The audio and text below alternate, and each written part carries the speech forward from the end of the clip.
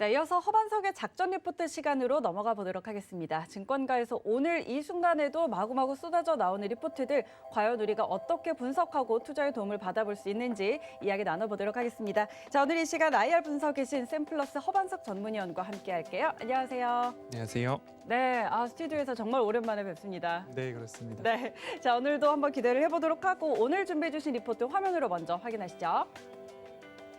네, 오늘의 종목 리포트입니다. 옵트론텍, 2021년 최고의 해라는 매수 리포트 들고 나오셨는데요. 자, 이 리포트 어떻게 분석하고 또 판단을 해봐야 될지 바로 들어보도록 하겠습니다.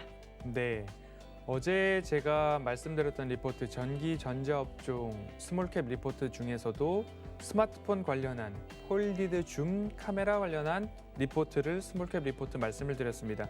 그 2월 달에는 제가 한번 또 한 주 동안 폴더블 폰 관련한 기업들 그리고 스몰캡 리포트를 말씀을 드렸는데요. 오늘은 그 폴디드 줌 카메라 관련한 업체 중 옵트론텍에 대한 매수 리포트를 들고 나왔습니다. 옵트론텍 현재 대신증권 리포트고요. 2021년 최고의 해가 될 것이다 라는 헤드라인을 딱 크게 띄우는 리포트입니다. 그렇다면 왜 2021년도를 최고의 해라고 보고 있는지 한번 같이 살펴보도록 하겠습니다. 이 대신증권의 연구원님께서 이 옵트론텍을 꾸준하게 추적 관찰하고 계세요. 20년도 10월 23일 리포트 목표 주가 10,000원, 그리고 20년도 11월 18일 동일하게 목표 주가 10,000원, 그리고 올해 새해가 되어서 21년 1월 달에는 목표 주가 15,000원으로 상향한 보고서가 되겠습니다. 왜 목표 주가를 상향했을까에 대한 의견까지도 함께 살펴볼 수 있었는데요. 이렇게 한 연구원께서 동일한 기업에 대한 리포트를 추적 관찰하면서 오고 있는 리포트 한번 유심 있게 관심 있게 지켜보셔도 좋겠다라는 말씀을 먼저 드리고 싶고요. 21년도 마찬가지로 스마트폰 시장의 성장성에 따라서 갤럭시 S21의 출시, 그리고 그 출시된 S21 안에 폴디드 줌 카메라 부품이 들어가 있다라는 그런 부분입니다. 그리고 이 옵트론텍 같은 경우에는 폴디드 줌 카메라에 대한 렌즈, 프리즘인데요. 프리즘 부품뿐만 아니라 광학 필름까지도 납품을 하고 있는 그런 부분이어서 이 스마트폰 시장의 성장성에 따라서 21년도 이 성장성의 원년이 될 것이다 라고 이렇게 보고 있는 모습입니다. 옵트론텍의 광학 필름 동반해서 스마트폰 시장 성장과 함께 갈 거고요. 뿐만 아니라 이 오늘 핵심적인 부분은 옵트론텍에서 폴디드 줌 카메라에 들어가는 프리즘을 납품하고 있다라는 그런 부분에 포인트를 좀 맞춰보면 좋을 것 같습니다. 올해 1분기 매출을 732억 원으로 잡고 있는데요. 분기 매출상 최대로 잡고 추정하고 있는 모습입니다. 그리고 결론적으로 제가 말씀드릴 텐데 2013년도 최고 실적을 내었는데 그때의 PER을 적용해서 목표 주가 15,000원을 산정했습니다 라는 그런 보고서입니다. 이 폴디드 줌 카메라 그리고 거기에 들어가는 프리즘 부품 과연 옵트론텍만 납품을 할 수 있는 것인가에 대한 부분인데요. 독점적인 지위를 갖고 있다라고 결론적으로 보시면 좋을 것 같고요. 삼성전자의 S21의 프리즘 부품 당연히 들어갔고요. 삼성전자 스마트폰 시장의 확장 그리고 화웨이의 제재로 인한 삼성전자 반사 수혜 그에 따라서 옵트론텍도 삼성전자 판매가 늘어나면 늘어날수록 매출 또한 늘어날 것이다 라는 그런 전망입니다. 그리고 평균 공급 단가가 아직 적용되지 않은 분야가 있는데요. 앞으로도 설명을 드리겠지만 자동차에 들어가는 렌즈에 있는 부분에서도 이 옵트론텍이 납품하고 있는데 이 구간에서 이 부품은 평균 공급 단가가 아직까지 확정되지 않아서 오히려 마진율이 좋다라고 합니다. 그래서 이 높은 마진율로 인해서 매출 상향에도 도움이 되고 있다라는 그런 부분. 삼성전자뿐만 아니라 다른 곳에 납품하고 있는 이 프리즘 부품이 아직 독점적인 지위에 있다라는 그런 부분까지도 볼 때에 이 옵트론텍에 대해서 2021년도 최고의 해가 될 것이다 라는 근거로 제시를 하고 있습니다. 그렇다면 영업이익과 매출액 부분에 있어서 전년 대비 영업이익이 118% 성장한 약 255억 원을 좀 전망을 하고 있다라고 합니다. 이 영업이익 수준이 2013년도 이후 최고 영업이익 달성 예상이라는 그런 부분입니다. 삼성전자뿐만 아니라 전일에도 말씀을 드렸듯이 폴리드 줌 카메라는 애플에서 이제 신제품을 낼 때에 그 애플의 부품으로 폴리드 줌 카메라 모듈을 이제 채택을 하는 것 아닌가라는 그런 부분 때문에 지난해 12월 16일, 17일 동안 관련된 업체들, 부품주들이 굉장한 수혜를 보고 주가 상승이 있었습니다. 전일에도 말씀을 드렸습니다.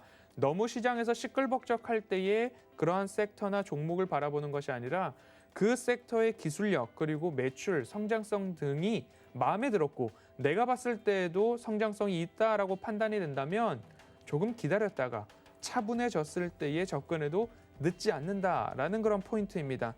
21년도 한 해에 반짝하고 사그라들 그런 기업들이 아니고 스마트폰의 성장성은 올해를 기점으로 지난해 4분기와 올해 1분기의 역성장률을 이제 끝내고 지금부터 시장하는 성장성을 보일 시장이기 때문에 올해, 내년, 후년까지도 바라봐도 좋은 시장이다라고 판단해 보셔도 좋을 것 같습니다. 이렇게 이 보고서에서는 추적 관찰을 하고 있어서 그런지 몰라도 단순하게 옵트론텍에 대해서 이렇게 설명을 마무리하고 있습니다. 그래서 제가 최신 리포트를 하나 더 가지고 왔습니다. 2021년 2월 1일 메리츠증권의 보고서인데요. 옵트론텍에 대한 탐방 보고서, 목표가를 산정하지는 않고 있으나 이 기업을 탐방하고 쓴 보고서입니다. 2021년 주가를 견인할 세 가지 요인을 좀 이야기를 하고 있습니다. 첫 번째로 아이폰의 폴리드 줌 관련한 채택입니다. 그렇게 된다면 왜 폴리드 줌 중에서도 옵트론텍인가? 지금 보시면 이 아이폰뿐만 아니라 삼성전자에 납품되고 있는 갤럭시 시리즈에 탑재되고 있는 폴리드 줌 모듈을 삼성전기, LG이노텍, 자화전자에서 납품을 하고 모듈을 조립하고 있다라고 보시면 좋을 것 같은데요. 이 세 업체 모두 다 폴리드 줌 모듈 안에 들어가는 프리즘 부품은 옵트론텍과 협력하고 옵트론텍에서 납품을 하고 있다라는 그런 모습입니다. 그리고 앞으로 애플뿐만 아니라 중저가 보급형 폰에서도 폴리드 줌 모듈을 채택했을 경우에 결국 세 가지 업체, 삼성전자, LG이노텍, 자화전자 모두 프리즘은 옵트론텍이 공급을 담당하고 있기 때문에 그 이후의 매출에 있어서도 매력도가 높다라고 이야기를 하고 있습니다. 앞서서 제가 말씀드렸던 그런 부분입니다. 아직 평균 단가, 마진율이 확정되어 있지 않은 부품 중에 하나가 자동차 렌즈 시장인데요. 차량용 부품이라고 하면 자동차는 인간, 사람의 생명, 목숨과도 결부가 되는 안전성을 굉장히 높게 치고 있는 부품들이 될 것입니다. 그런데 이미 테슬라, 폭스바겐, 벤츠 등의 차량용 렌즈를 공급하고 있는 경험이 있고 경력이 있는 옵트론텍이라는 이야기로 앞으로 미래 성장성을 이쪽에서 좀 보고 있지 않을까라고 보시면 좋을 것 같고요. 외부 환경에 변형이 쉽게 되면 안 되기 때문에 유리로 된 글라스 렌즈에 집중하고 있고 개발을 확대하고 있는 옵트론텍이라고 보시면 좋을 것 같고요. 앞으로 테슬라 쪽으로 나가는 렌즈의 매출액이 20년도에 30억이었다라고 합니다. 21년도 100억 원, 22년도 200억 원을 전망하고 있는 모습을 볼 때에 앞으로 스마트폰뿐만 아니라 차량용 시장에서도 조금 매출과 영업이익 성장할 것이다 라고 좀 보고 있고요. 스마트폰 시장은 주 경쟁사들이 조금 있는 모습인데 지금 차량용 렌즈에 있어서는 오히려 경쟁사가 적기 때문에 장기간 공급사 지위가 유지될 것이다 라고 좀 보고 있습니다. 차량용에 또 하나 들어가고 있는데요.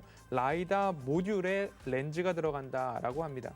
테슬라는 다들 아시다시피 완전 자율주행을 향해서 카메라와 센서를 이용하지만 난 테슬라라고 불리는 자율주행 시대의 한 축은 라이다 기술을 좀 활용을 하고 있는데요. 이 라이다 모듈 안에도 옵트론텍의 렌즈가 공급될 수 있다라는 그런 부분입니다. 그렇기 때문에 국내 자동차 부품 업체를 통해서 올해 10월부터 시작될 그 렌즈 공급에 있어서 21년도 약 400억 원의 매출이 나오지 않을까라고 전망을 하고 있습니다. 그렇게 된다면 테슬라향 매출과 국내 자동차 라이다 모듈에 들어가는 렌즈까지 합해진다면 이 기업의 매출 신장, 영업이익 신장 기대해 볼 만하지 않을까 그렇게 좀 기대가 되는 그런 모습입니다. 그래서 제가 오늘 이 두 보고서를 종합해 본다라고 한다면 21년도에 양적, 질적 성장을 꾀하고 있는 그런 모습입니다. 스마트폰에 들어가는 프리즘, 그리고 자동차 렌즈에 들어가는 부품, 그리고 자동차 라이다 모듈에 들어가는 렌즈 함께 본다면 2021년도에 집중하고 있는 이 두 보고서 모두 2021년도에 집중하고 있는 이유가 있다라는 그런 모습을 살펴보면서 제가 수요일에는 이 기업에 대한 전망과 그리고 기술적 분석 그리고 향후 주가 추이까지도 짚어드리고 있기 때문에 허반석의 모멘텀 체크리스트를 통해서 한번 보도록 하겠습니다. 첫 번째, 차트상 저위험 구간인가라는 이야기를 제가 드립니다. 그러면 이러한 장기 추세선을 한번 그어볼 수 있을 텐데요. 이러한 장기 추세선 속에서 제가 말씀드릴 때에 저위험 구간은 어디인가? 장기 차트상, 추세선상 이 구간이 저위험 구간이 될 것입니다 라고 말씀을 드리고 있습니다. 그래서 기업들을 2020년 12월 17일 정도로 간다고 하면 이 정도 구간이었어요. 그러면 뉴스가 나오고 나서 급등하는 차트에서 따라 들어가면 된다 안 된다라는 말씀을 드리면서 시끌벅적할 때보다는 조금 조용해질 때를 보시자라고 말씀을 드려서 이제는 어느 정도 차트상 저위험 구간에 도달하지 않았나라고 조금 보여집니다. 그러한 부분으로 한번 살펴보셨으면 좋겠고요. 그리고 숫자상 영업이익과 매출액이 늘어나고 있는가에 대한 부분인데요. 20년도에 2천억 원 정도의 매출액을 달성을 했습니다. 조금 줄어든 모습입니다. 19년도 대비. 하지만 21년도에는 2,600억 원으로 19년도를 넘어서고 2013년도 최고 매출을 넘어서는 부분으로 매출액은 약 30% 성장하고요. 영업이익은 약 257억 원을 예상을 하고 있는데 테슬라나 여타 부품 공급이 원활하게 이루어졌을 경우에는 이를 상회하지 않을까 전망되는 보고서들이 더 많습니다. 그래서 영업이익에서는 약 450% 이상 성장률을 보이고 있기 때문에 이 구간에서는 오히려 앞으로 21년도 최고의 해가 된다라는 그러한 헤드라인에 고개를 끄덕이게 되는 모습입니다. 세 번째, 미래를 이끌 성장성을 꼽으라면 굳이 꼽자면 어떤 게 있을까에 대한 답변으로는 납품하는 납품처가 애플, 테슬라, 벤츠, 폭스바겐 그리고 삼성전자, 삼성전기가 되기 때문에 이 기업을 이끌 미래를 이끌 성장성, 이 기업들로 우리의 제품이 부품이 납품됩니다 라는 이야기로 답변이 될 것 같습니다. 그렇기 때문에 오늘 수요일 직접 스튜디오에 나와서 옵트론텍 한번 강하게 말씀을 드려보고 싶습니다. 네, 오늘은 옵트론텍 종목 리포트 두 가지 들고 나오셔서 이렇게 분석을 해주셨는데, 근데 이제 제가 한 가지 궁금한 거는 지금 이제 좀 이 장기 추세의 하단부에 와 있기 때문에 좀 차트상 저위험 구간이다라고 네. 하셨잖아요. 근데 최근에 이제 급격하게 지난해 올라갔다가 최근에 한 두 달간 좀 계속 빠지는 모양새라서 그렇다면 이거는 그냥 그간 과한 이 상승에 따른 좀 조정이다라고 보고 들어가도 괜찮을지 아니면 추세가 좀 꺾이니까 좀 불안한 마음도 있을 것 같아요. 차트를 그렇습니다. 보면 어떻게 볼 수 있을까요? 지금 제가 2012년 16일, 17일 양일간 나왔던 뉴스가 애플에서 폴리드 줌 카메라 채택한다라는 그런 뉴스가 강하게 나왔습니다. 그래서 관련된 모든 주가들이 조금 많이 올라간 모습이에요. 근데 제가 그때 말씀드렸던 게 시끌벅적할 때 들어가지 마십시오라고 그날 16일, 17일 날 방송을 통해서도 말씀을 드렸거든요. 그리고 나서 제가 말씀드렸던 게 시끌벅적하게 할 때 들어가지 마시고 모멘텀 체크리스트에서 말씀드리는 저위험 구간대까지 기다려보시고 그리고 매출과 영업이익이 그 수많은 섹터와 종목들 중에 구분이 되는지도 한번 살펴보셔서 기다리셔도 좋겠다라고 말씀을 드렸습니다. 손이 빠르고 트레이딩이 빠르신 분들은 그때 바로 들어가서 15,000원 권역에서 매도를 하시는 분들도 분명히 있겠지만 제가 보는 관점에서 시장이 성장하고 산업이 성장하고 그리고 앞으로 매출과 영업이익이 늘어나는 기업이라면 장기 추세선상 바닥까지 기다렸다가 들어가시는데 지금 조금 짧게 본다라고 한다면 애플과 현대차 이슈가 굉장히 강했거든요. 그때 따라 들어가면 안 된다라고 또 말씀을 드렸듯이 지금도 마찬가지로 이제는 한 2달, 3달 정도의 조정을 거쳤고 국내 증시의 지수 조정도 연일 지난주 내내 조금 변동성이 컸습니다. 그렇게 볼 때에 이제는 하방이 남는다라고 한다면 많아봤자 8,000원 언저리가 되지 않을까 싶거든요. 그렇기 때문에 이제는 이 두 가지의 장기 추세선상 하단부가 어느 정도 다져질 때다. 그렇기 때문에 제가 소개를 드렸고요. 지금 윗부분에 이 빨간색 동그라미 현 가격대인데요. 9,000원 9,100원, 9,000원 권역대인데요. 여기서 반등이 나올지 아니면 8,000원 권역대에서 나올지 조금 더 기다렸다가 9,000원으로 다시 회귀할 때 접근해도 부족함이 없기 때문에 좀 더 살펴본다라고 한다면 최근에 수급이 아직 확정되지 않았습니다. 그래서 수급이 되돌림이 나올 때에 하지만 그 수급 되돌림을 기다렸다가 강한 반등이 나와서 9,000원을 훌쩍 뛰어넘을 수도 있기 때문에 그 부분에 대해서는 시청자분들께서 조금 더 면밀히 살펴보시고 관심 종목에 넣어 놓으셔도 좋겠다라는 정도로 하방을 한번 테스트해 보겠습니다. 네, 알겠습니다. 조금 더 자세하게 한번 전략 들어봤고요. 네, 오늘 이야기는 여기까지 듣도록 하겠습니다. 지금까지 샘플러스 허반석 전문위원과 함께했습니다. 고맙습니다. 감사합니다.